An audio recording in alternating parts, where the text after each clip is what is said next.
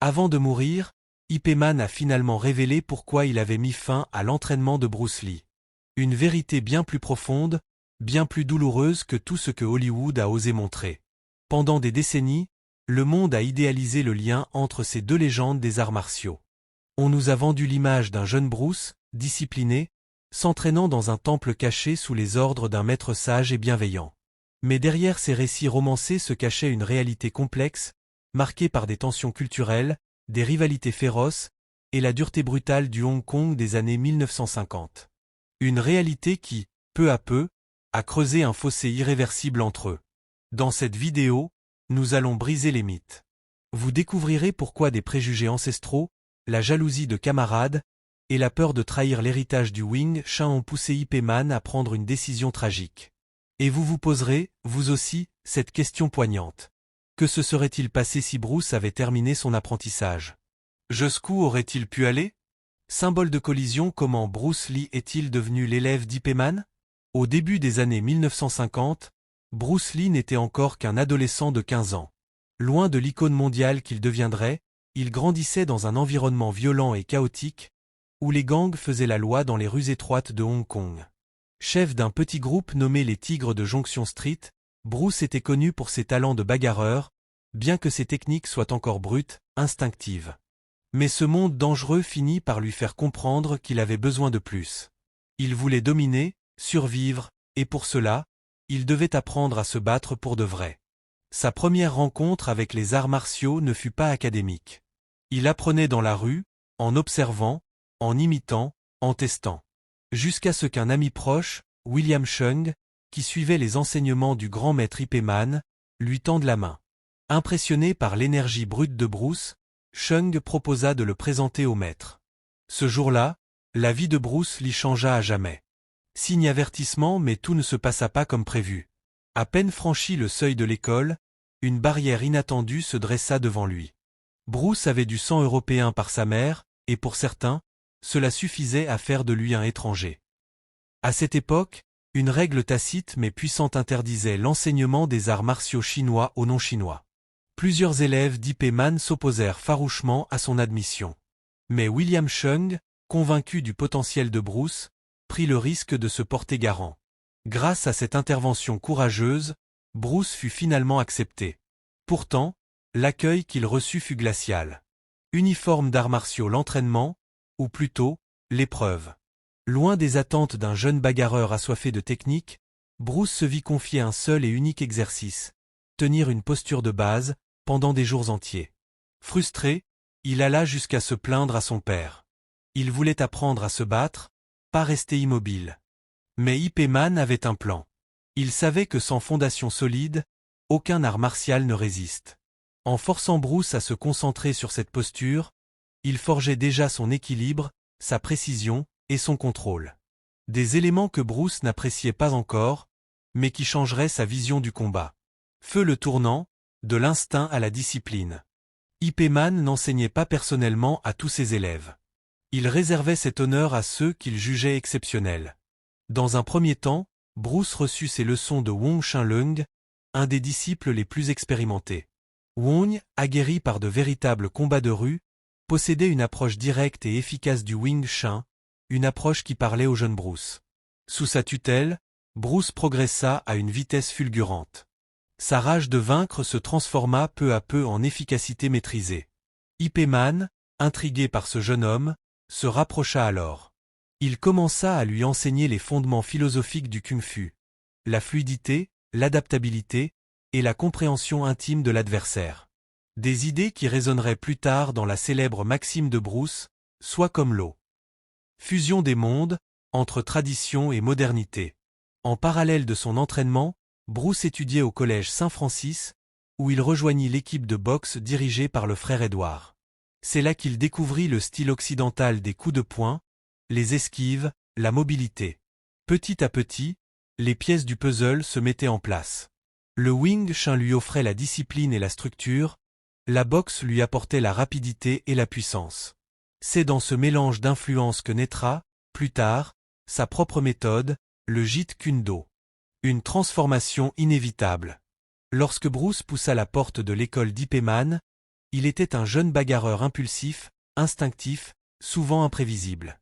Ce qu'il devint grâce à cet enseignement allait bouleverser l'histoire des arts martiaux. Son agressivité fut peu à peu canalisée, affinée, transmuée en précision chirurgicale. Mais derrière cette ascension, l'orage grondait. Transmettre les arts martiaux chinois à une personne aux origines mixtes? Une hérésie pour certains. Bruce Lee, en tant que jeune métis charismatique et fougueux, éveilla très tôt la controverse. Sa réputation de bagarreur redoutable, forgée dans les ruelles dangereuses de Hong Kong et renforcée par ses victoires dans des duels non officiels, alimentait les rumeurs. Il ne respectait rien, sauf l'efficacité du combat. Son esprit rebelle, son ascension fulgurante, faisaient de lui un paratonnerre pour les critiques, un symbole vivant de ce que l'establishment ne voulait pas voir changer. Au sein même de l'école, Bruce devenait un élément perturbateur. Ses camarades, tout comme certains maîtres établis, le voyaient comme une menace aux traditions séculaires du Wing Chun. Dans les années 1950, un faisceau de pression s'abattit sur Ip Man. Sa santé déclinait à vue d'œil, rongé par des années de dépendance à l'opium et atteint d'un cancer de la gorge, le maître légendaire s'affaiblissait. Enseigner devenait un fardeau pour cet homme qui avait passé sa vie à perfectionner son art. Mais une autre pression, plus insidieuse encore, pesait sur ses épaules, celle de la communauté traditionnelle des arts martiaux. Aux yeux des puristes, enseigner à Bruce Lee, un jeune homme qui ne respectait ni les règles ni les origines ethniques imposées, revenait à profaner l'héritage du Wing Chun. Un maître respecté aurait murmuré « Enseigner à Bruce, c'est comme ouvrir la porte à tout ce qui menace notre article ». Même si Ip Man ne cautionna jamais publiquement ses propos, leur écho résonnait dans chaque recoin de l'école. Alors, Ip Man prit une décision douloureuse. Plutôt que de renier Bruce, ce qui aurait terni son propre honneur, il choisit de s'éloigner de lui.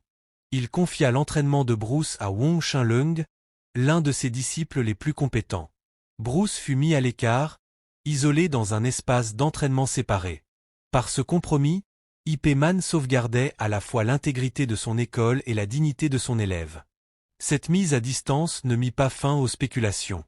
Pendant des décennies, on accusa Bruce d'arrogance, d'indiscipline, de trahison. Mais la vérité, longtemps tue, était bien plus complexe et tragique. Peu avant sa mort en 1972, Ip Man confia « La pression incessante de la communauté, alliée à ma santé déclinante, ne me laissa pas d'autre choix. » Ce n'était pas Bruce, mais le monde autour de lui, qui l'avait poussé à s'éloigner. Les préjugés envers les origines métissées de Bruce avaient été une barrière invisible mais impitoyable. Pour beaucoup, l'art martial chinois ne devait être transmis qu'aux Chinois de sang pur. Bruce, lui, rêvait d'un monde plus vaste. Et ce rêve, il allait le poursuivre ailleurs. En 1959, après une altercation avec le fils d'un membre influent de la triade, la menace devint trop grande. Ses parents, inquiets pour sa vie, l'envoyèrent aux États-Unis. Il n'avait que $100 en poche, quelques contacts, et tout à reconstruire. À Seattle, il occupa des petits boulots et étudia la philosophie à l'Université de Washington. Mais surtout, il continua à se battre dans les arènes, dans les rues, dans les salles d'entraînement. Son éloignement d'Ip Man ne l'éloigna pas des arts martiaux, au contraire. Il y puisa une force nouvelle. À Seattle, il ouvrit sa propre école, le Junfan Gung Fu Institute. Là, il brisa les frontières raciales imposées par les écoles traditionnelles. Son dojo accueillait blancs, noirs, asiatiques, hommes et femmes. Une révolution silencieuse. Pour lui, le kung-fu ne devait pas être un sanctuaire fermé, mais un pont entre les peuples. C'est dans cette optique qu'il créa le Jeet Kune Do, la voie du point qui intercepte. Une synthèse libre et radicale de ce qu'il jugeait essentiel dans le combat. Rapidité, simplicité, efficacité. Il rejetait les formes figées, les traditions inutiles. Absorbe ce qui est utile, rejette ce qui est inutile, ajoute ce qui t'est propre, disait-il. La rupture avec Ip Man n'était pas un rejet, mais une nécessité tragique. Le maître, affaibli, voulait préserver la pureté de son école. Le disciple, visionnaire, voulait libérer l'art de ses chaînes. Deux trajectoires opposées, mais intimement liées. Mais qui était vraiment Ip Man, cet homme à l'ombre du mythe de Bruce Lee? Né en 1893 à Foshan, dans le Guangdong, Ip Man, de son vrai nom Ip Kai Man, grandit dans une famille aisée, ancré dans la culture traditionnelle chinoise. Troisième d'une fratrie de 4 enfants, il fut initié très jeune au Wing Chun par Chan Hua-Shin, maître respecté et gardien de cette lignée. Certaines sources affirment qu'il commença à 9 ans, d'autres à 13, mais une chose est sûre, sa passion pour le Wing Chun était inébranlable. Lorsque son maître tomba malade, Ip Man poursuivit son apprentissage auprès du disciple le plus expérimenté, Ng Chung Sok. Ce fut là que son style commença à prendre forme. Dans sa jeunesse, il fut envoyé à Hong Kong, au prestigieux collège Saint-Stéphanès, réservé à l'élite. Là-bas, un duel changea sa vie. Opposé à Leung Bik, un maître au style affiné et élégant, Ip Man perdit 2 fois. Humilié, il songea à abandonner. Mais lorsque Leung Bik loua sa technique et son potentiel, Ip revint. Il devint son élève, jusqu'à la mort de celui-ci.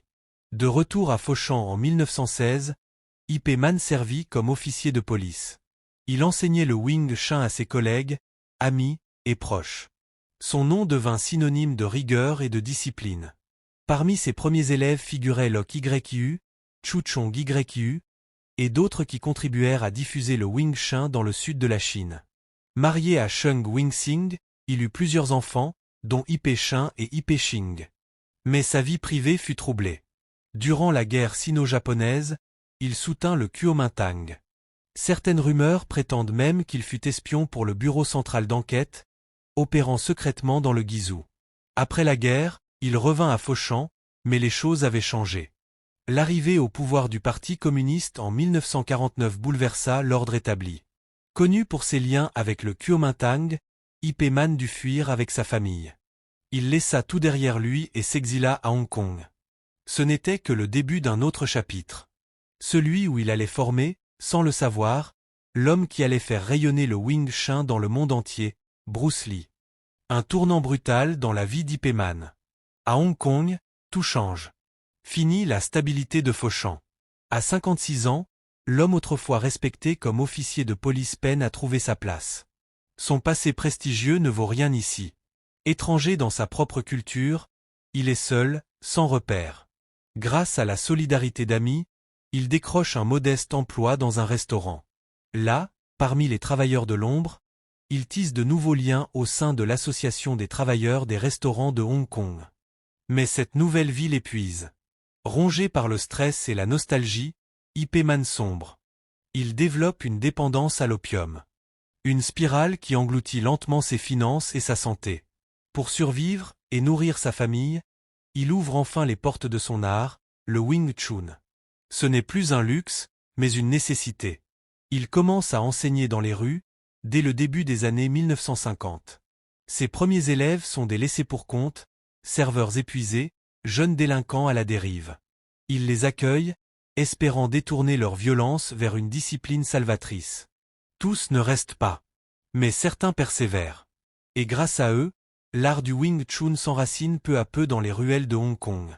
Puis vient le coup de grâce, une liaison extra-conjugale avec une femme connue sous le nom de Shanghai Po donne naissance à un fils, Ip Siua. En 1960, Sheng, son épouse fidèle, meurt d'un cancer. Une tragédie qui le brise davantage. Ses fils le rejoignent à Hong Kong peu après. Malgré les tourments, sa réputation croît. Dans les années 60, des élèves plus instruits et fortunés frappent à sa porte. En 1967, pour pallier ses difficultés financières, Ip Man fonde avec ses disciples la Wing Tsin Athletic Association. Une bouée de sauvetage. Duncan Leung, un ancien élève, dira plus tard, il utilisait les frais d'inscription pour financer son addiction à l'opium. Et pourtant, malgré ses failles, son influence est incommensurable. Parmi ses disciples brillent Wong Shin Leung, Lok Yu, Chu Chong Tin, et un certain Bruce Lee. Ce dernier voit en Ip Man bien plus qu'un maître, un guide, un père spirituel. C'est Ip Man qui lui enseigne le principe du détachement, la pureté du mouvement, et cette philosophie limpide devenue culte, soit comme l'eau. Une maxime qui incarne la simplicité, l'adaptabilité, l'essence même du kung-fu. Ip Man meurt le 2 décembre 1972, dans un modeste appartement au 149 Tang Choi Street, terrassé par un cancer du larynx. Il s'éteint, 7 mois seulement avant Bruce Lee. Son corps repose désormais à W.O. Hopshek.